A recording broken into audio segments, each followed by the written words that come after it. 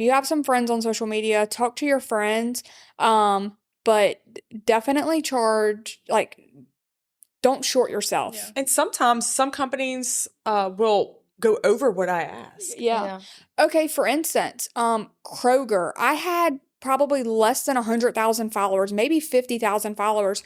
Kroger reached out to me and was like, "Hey, we want to do this partnership. How much, is your price?" I told them $300. I didn't have that many followers, and that's what I was getting paid like per video.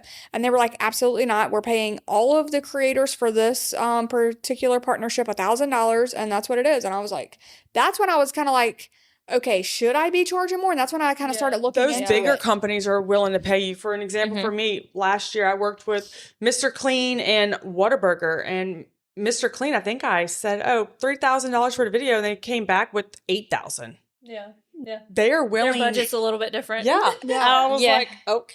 Okay, but I want to talk on that too, like scams. Have y'all run into that? I have not ran into any scams as far as like money wise. I did have a podcast reach out to me, and that was a complete scam. And it was a red flag for me whenever like just their wording didn't make sense. Like I talked back and forth quite a few times, and then I was like, okay, this is not making sense. So they wanted me to go live on my Facebook and go live like with their account, the podcast account. Yeah, which I've seen that done. Yeah, I've seen it done, but then I really started researching, and the person of the podcast I reached out, like I went to her website, went to her contact email, emailed them what they were saying. They was like, no, that is a scam. Yeah. And ever since then, I get an email at least once or twice a week of podcasts reaching out, like wanting me to go on. I don't even respond because I feel like it's a scam. So I had one this past week, actually. They were posing for that Lush brand, that skin and soaps and all that stuff.